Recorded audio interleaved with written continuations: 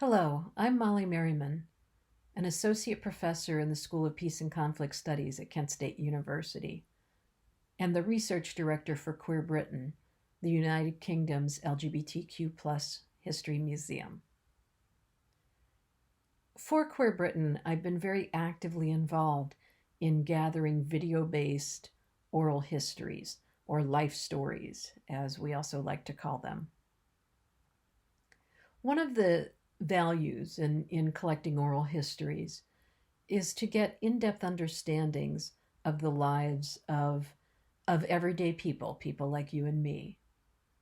Too often, particularly when we look at the tenuous ways that we've had to reconstruct stories of LGBTQ lives, they tend to be the stories of the privileged, the people who either are leading activists or who had a level of wealth and comfort in order to have their life stories preserved. With Queer Britain, what we want to do is create what we call the queer family tree and to tell the stories of LGBTQ folks as we live through certain moments. The COVID 19 pandemic is one of those moments that historians in the future will look back on. And so, what we have wanted to do with the Queer Pandemic Project is to gather comprehensive, geographically diverse stories of individuals of all different age groups and backgrounds that show how they're living through, adapting to, and surviving COVID 19.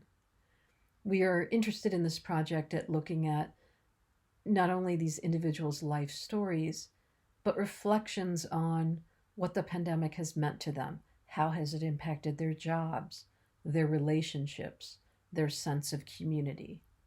What has been lost and what has been gained? In order to better illustrate the scope of the project, I want to share with you a short 12-minute video that I've edited together of one of the first people we interviewed for the projects at the beginning of the pandemic. This individual, Ted Jacobs, has a fascinating story that begins in South Africa and shifts into his experiences in London. For this video that I'm going to show you, I've pulled together elements of his life story and combined it with some of his stories specific to dealing with and living in a time of COVID. And here is that video.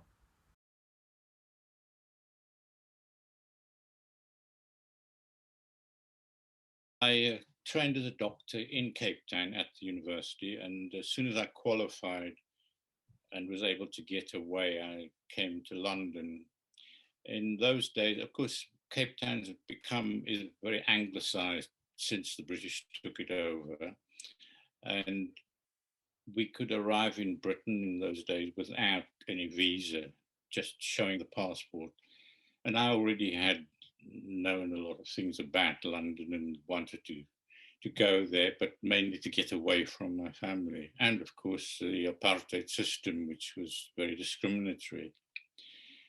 Came here in 1961 and started work in hospitals, hoping to become a gynecologist, strangely enough, which now seems rather strange, funny that maybe it was there's a deeper psychological thing going on. I did the exam, one of the secondary exam, but I didn't get through it. So I thought, well, while I was waiting to decide what to do next, what kind of medicine, my father became ill, and I had to go back to South Africa and stayed there for 6 months because he died. And my mother was, well, sort of playing blackmail with me, emotional blackmail. And then I left again after 6 months because it wasn't at all easy for me. I must say at this point, my mother was a very oppressive and stifling kind of person, and she had no kind of plans for me to become an autonomous individual. So I had to run. Um, but by running, I carried this internal kind of burden with me. Um, I then came back to London with no plan but a degree in medicine. And in those days, becoming a general practitioner was quite easy. All you needed was to find an established GP to take you on as an assistant, which I found and got. And no further exams were required. You just trained on the job. So I did that and gradually progressed towards getting a practice of my own. That was in North London, in a very pleasant middle class area. I worked there for 16 years on my own, but in sharing premises with another doctor who was also on his own. And when I came to London, I'd already developed a kind of habit of being a split person, in that I had a normal daytime existence as a doctor, a bachelor doctor who apparently had no connections, romantic connections. And at night I went round Soho, which was and still is the gay and alternative centre of London, seeking casual sex and just satisfying my immediate physiological needs and dumping the whole thing at sunrise and becoming the doctor the next day. That made no real connections with people, gay or straight, no deep, social connections.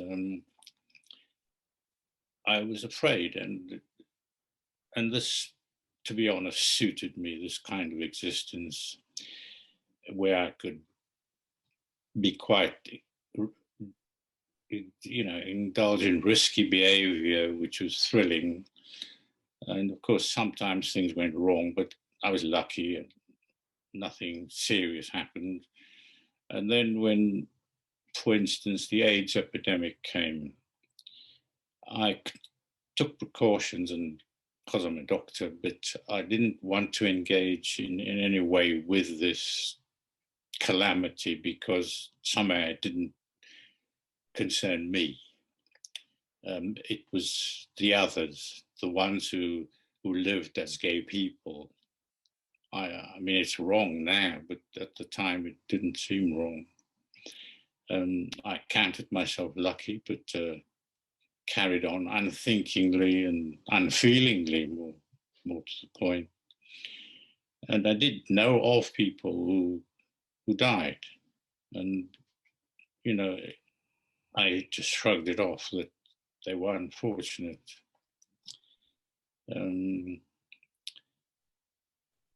I feel sorry now that I was so immature and so unfeeling about this and a lot of other things of what people in general and gay people in particular had to go through as full human beings, because I don't feel that I was being a full human being. I'm in a situation where I'm probably never going to have a life partner. I'm too old. But that doesn't stop me from having very close friends. Most of the other activities I did on my own, but of course I couldn't do them in the lockdown, couldn't travel, so I walked a lot. I did quite well, I think, for 3 months. and then it started to become a drag that life was so circumscribed. And now I'm a little bit fearful of what's to come because I think we're facing another lockdown. Um, on the other hand, it's been a good time for me to think back on some of the things I've told you earlier.